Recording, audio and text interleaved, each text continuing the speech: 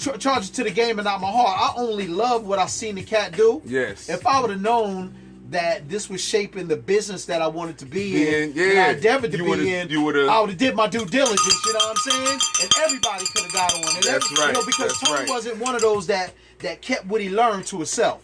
And in this game, it's hard to keep what you learn to yourself because if you're an MC, if you sparring with brothers, then they iron sharpens iron. Yeah, Same thing with DJs. DJs is sharpening each other too. You know what I'm saying? Right. Producers is sharpening each other as well. So this business that we live in is one that we take from each other. Yes. You know what I'm saying? Yes. Without it being titled, you know, the biting per se is biting would be, or you know, you stealing, you robbing with, you know what I'm saying? We freely, this is an art form that we pull and pull from each other all the time with, right? So, you know, I'm not one of them, and I've never been one of them cats. Can I pause you for a second? Yeah. Can I turn this up for a minute? Give it to him. It's only a couple of seconds. So, some of you should know where this tune right here come from right here. Oh man, my bad. Now go ahead. You can do your thing. I just back to the business at hand. Yeah, let's get back. I ain't trying to break this cycle. No, not at all. But in regards with this MC thing, you know what I mean? Let me, you know, let me get back to Tone, let me say where the platform that I came from. Yes. You know, I wrote my first rap in 1981. You know what I'm saying? You know, Moody Park. Enough respect to my man Money Star, Michael Gleaton, and my man. You wrote it out in the park, you know what I'm saying? On the bleachers. Yes. Enough respect to my brother Dow Devine and Peyton Pinkston. You know what I mean? Down in North Carolina. Right. You know what I mean? They're my brothers that sharpened me when I came up, right? That's right. So, but there's so many other MCs that I could talk about, man. You know, we talk about the MC forces. We talk about my brother Aki. You know what I'm saying? They used to rock Ramsey out North 25. You know what I mean? Yes. Rajon, you know what I'm saying? That's right. Yeah, that's right. There's so many brothers, man, that I used to spar with.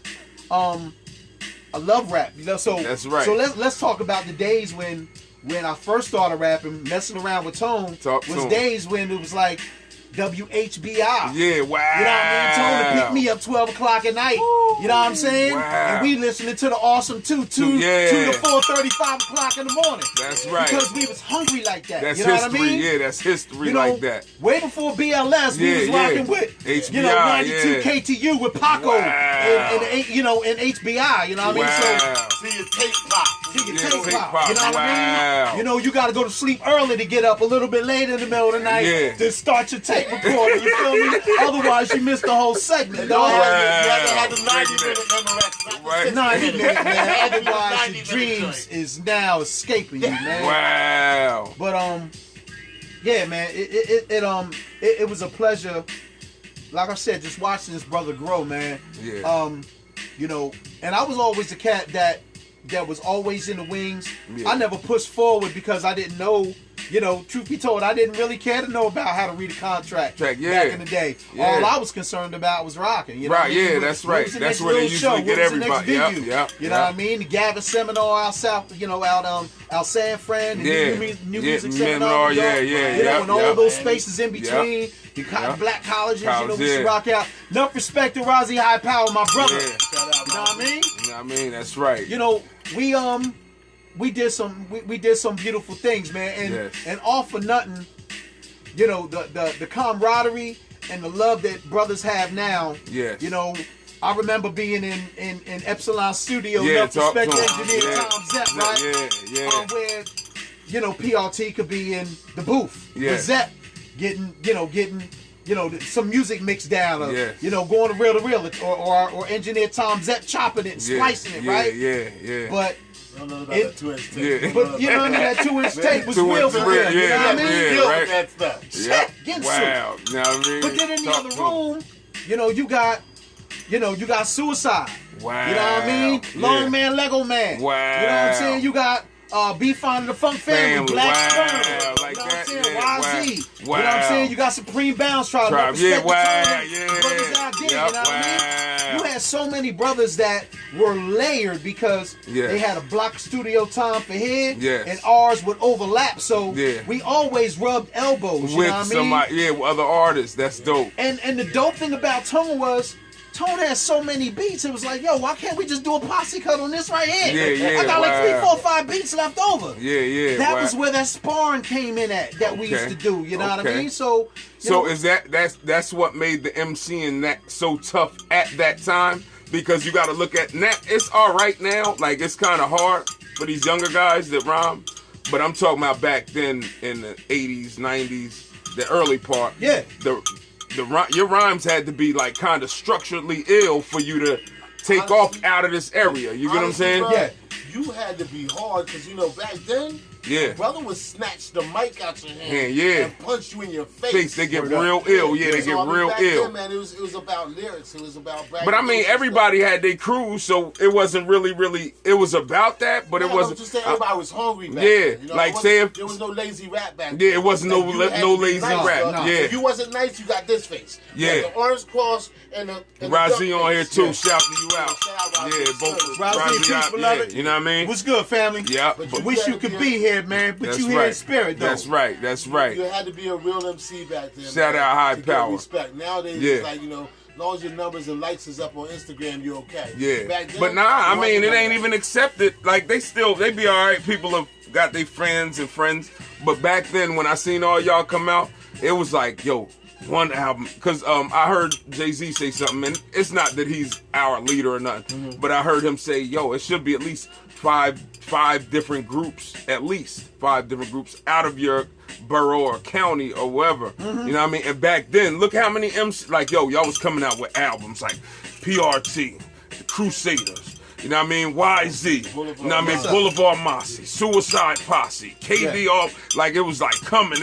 I'm like, yo, you got to do that. And that's what I kind of want to tell the new guys. Like, they coming with mixes, but they not coming with like strong albums. The brothers that are clumps, man, you support each other. Yeah. Support each other. Even if we didn't like each other, if we was out of town, it was unity. Yes. You know what I mean? Yes, man.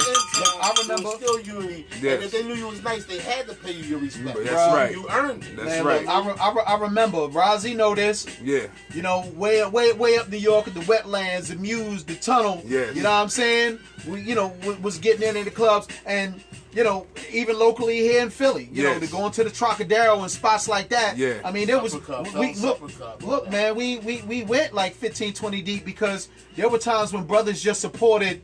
It wasn't a matter of everybody can't get through the door at the same time. That's right. But you can definitely, you know what I'm saying, get to a point where the door gets nudged open from you, and however you push it open on the strength of you, how hungry you are, that'll dictate how your success is. That's right. Man, you know, no disrespect, because look, I hear so much talent out of these brothers here in Trent, man. Your brothers doing your thing. You know, Don Black, loving to see his style, man. Yeah. Big O. You know, Big O. You know what I'm saying? These brothers is coming up, man. I just heard another brother day before yesterday, I can't recall his name, but yo, man, the music that I'm hearing, hard, you know, brothers is hard, man. Brothers is hungry, and that's what it's supposed to be. You know what I'm saying? Like, but listen, this here too. Like, see how y'all always in Epsilon and all that together. Is it something with the recording, like where they come through a stream to the world, like, you know, come through one stream and you bust to the world? Like, if yo in Trenton, like Tone, all y'all be like, all right, if you don't want this, you got this. You don't want that, you want that. You don't want that, you want that. You know what I mean? Like, see the different styles y'all bringing. Like, somebody be like, give me that one, and then give me that one. You know what I mean? I guess the crowd is different now. I don't know. Well, you know what?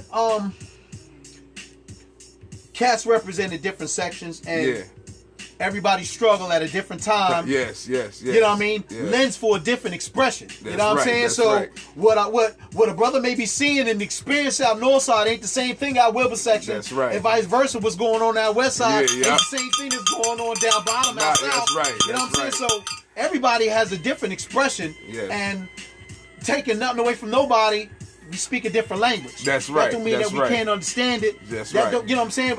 Everybody can relate to struggle. You know what I'm saying? But the hunger and the platform that brothers is establishing their own now. You know what I'm saying? That's you know, brothers have been able to get on paying out of pocket to make their own sound. You know what I'm saying? Right. And that's where you get that push through.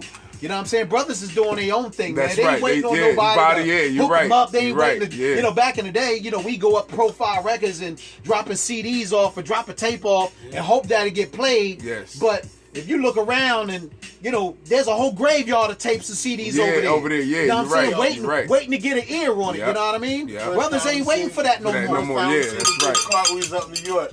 And bro, when I say cart, it was a laundry cart, dramatic. Full of a laundry cart, word bro, up, full of cassettes. Damn. So you know the A&R was playing. Was like, hey, go ahead and grab a few. He's like, I don't want none of that. Like You threw it in the bin.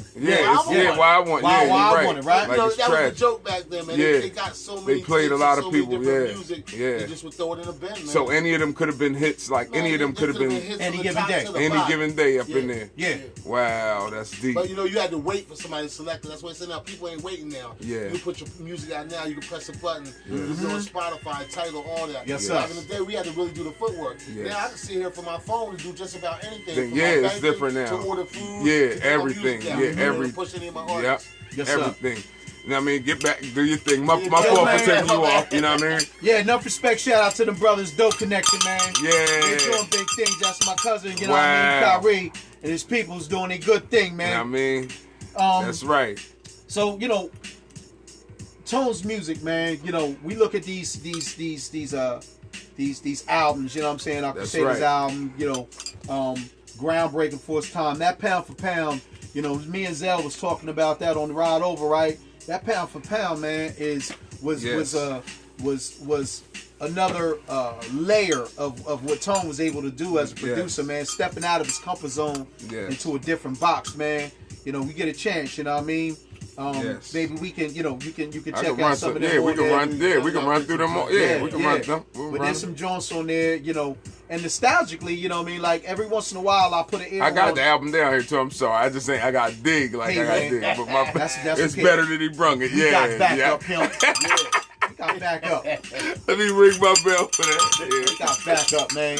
Go in. Yep. Go in. Talk to him, man. So, you know, Tone, man. The tours. Tone, you know, he did so much after, you know, there was a point in segment where me and Tone weren't in constant contact, had family, had seeds, had obligations, wasn't in studio, wasn't politicking the same way.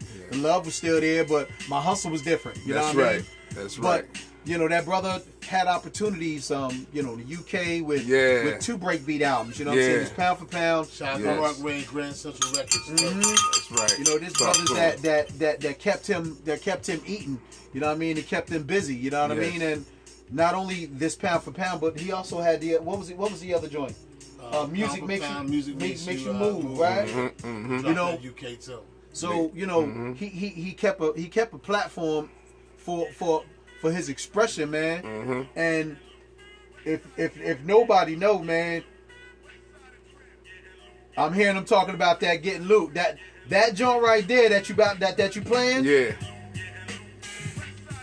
There's a certain sound, you know, just like the Pete Rocks of the world, just like the Timberlands of the world, just like the Just Blazers of the world, just like the Dre's of the world. Tone had a sound. That's right. Many people would talk about what they call it, bro. Master of the what? Master of the moaning beats. Yes. Get familiar, man. Look, man, this cat, man, he, you know, the tracks that he put out, man, he had a signature sound. A lot of people talked about, look, this cat, his tracks, they're too muddy. There's too many elements. But there's too much in it. All right, don't leave from that thought, right? We're gonna break into this right here. So I hear, right, which I know they stole Preem and them. I ain't trying to say Preem and them stole Preem and KG and them. I think that did beats with man. Just say it. Preem, Gangstar. I think they took. Who took In Control rhythm? Was it Gangstar? I know Little Kim and them scraped the shit. Like, you feel me? Little Kim and them. Gangstar. On the other side was Tretch and them. Naughty and them. And Tone was creating a lot of them type of sounds.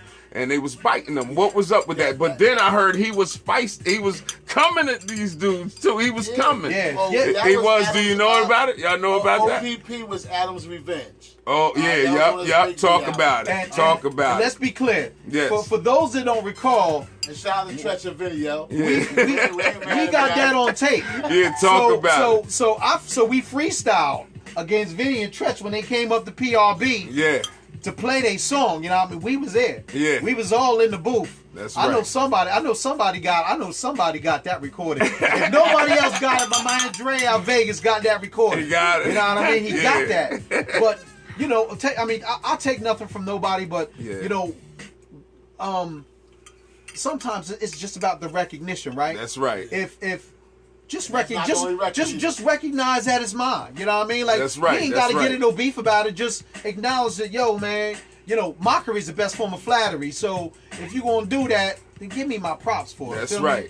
You know what I mean? I mean, you can run with it and flip it and bounce it however you want and remix it, do what you want. But just acknowledge that it's not an original thought of yours. You know what I mean? That's right. You just liked it enough to borrow for a little bit. That's right. And don't forget about the Strong Peace record that G Rap grabbed. He took that too, didn't he? Yeah, brother. His joint was called My Life. Yeah. Flex's song was called Living It. Wow. Funk was a show. I tried to reach out to him about that several times just to bring it up. And we wasn't coming at him on some rah-rah stuff. It was just like, you know, acknowledge that the beat was hot. Yeah. We were shopping it at a label. And they I can say we were shopping it at Rumpus at the time. Rumpus Records. And they snatched it. The A&R, which I ain't going to say his name, he's still around. Yeah. You know, he kept calling us every day like, yo, the joint is hot, this joint is hot, this joint is hot. And we ain't hear nothing else. Stole it. Yeah, so then we like, man, so I went on vacation to Mexico. I come back and everybody clowning me like, yo, you and Tone sold the beat, your joint is everywhere. And we like, what you talking about? Word. Oh, it's on the N1 mixtape, it's here, it's there. So I'm sitting down, bro. I just put my suitcase down, bro. Sat on the couch, hit the TV, and the N1 commercial came on with Cool G Rap's place joint, My Life. Well, all of my life. All of my life, yeah, but I'm sitting looking at the TV like this. Yeah. Dumbfounded. Wow, yeah, he ripped it. Yeah, but you know what? But that was just the fact that Tone's music was so hot. He had no choice but to take a little, as we called it back then, bite. It was gutter, He was so gutter. He was gutter with his music. And that sample for that joint that I really liked was from the Finea All-Stars. And anybody know anything about music, which people probably don't, the Finea All-Stars was like Menudo. Yeah. So they had over 200 different records that they put out. And they would change members. You know what I mean? So as they changed members, Tone was prolific. When it came to digging in the crates, man, he dug to the bottom. What we would throw away, he would take, chop it up and use it. Yeah. So he would use that song from the Finale All Stars, and that's how he made Living It. And that joint was actually what they called elevator music. Yeah. So I don't know if you realize up in New York when you got in the elevator, if it wasn't a hit record, what you was hearing that elevator music, that was the Finale All Stars. Wow. That's how they made their money. That's how they stayed around. Wow. Dope. Went back to Tone with that digging in the crates thing you talk about, man. You know, I look around at your record collection, bro. Impressive, right? Yes. And Tone was equally impressive with his, man. Yes. You know, so again, we talking about that. You know, that money back in the day that was off the books, right? Yeah, he digging. Yeah. Tone. You know, I mean, aside from buying a couple of things in the store, it was, you know, what it was for us routine back in the day was. Get up first thing in the morning. Yes. You know what I mean? We get our head bad, get our lean on. Not lean. We ain't drinking lean. No, none of that. None of that. Yeah, none of that. You know, the green, right? This is back in the day though. That's right. And first thing in the morning, get that green, go get breakfast. Yes. Okay, locally, we'd hit the mom and pop little consignment shops trying to find, you know, classic record. He'll pay $25, $40. Yeah, he will. You know what I mean? For a record. On the thought. And, you know, we get to the crib, you know, getting head right with the headphones on, just listening for that one break, and nothing ever come. But this is the day in the life of somebody that's hungry. Yeah, so every dollar that he had, we was in Philly. Yeah. You know what I mean? We was, you know, all outside, all up the street from the gallery, you know what I'm saying? Where Duke Singleton, enough respect to Duke, and Duke Productions, you know what I mean? Kevy Kev and Grady and you know what I mean? And Reese and the boys, you know what I mean? Like, you know, all them cats, they show us where to go, you know, go get records from. Yeah. And me and Tone be way up New York. Tone got, you know, $1,000, $1,500, but it don't even matter how much you're spending. Yeah. Because just to find that one break, and I'm telling you, it's worth the it, way Tone was when he found a break. Yeah. It's like baby getting that nipple. Yeah. You know what I mean? Sucking on that nipple, that contention. Yeah. Or let's say the dog, the pit bull, you know what I mean? Locking in on something. Mm-hmm. Tone was laser focused with that, right? Yes. And the way that he went about his business, we can start listening to music at 10 o'clock in the morning, and we still at it at 1 o'clock in the morning. Like, bro, I gotta go. Like, yes. I got stuff to do. I gotta put a load in the washing machine, and he's still getting at it. But the way that his ethic was translated to the music that you heard. You know what I'm saying? Yeah. The beats, like I said, master those moaning beats. He had a signature sound with that, and he had an ear that I'm not discrediting any other DJ or producer, because all I know is my man that I used to rub elbows with, right? That's right. But his ear, for just that much, that just a 0.8 of a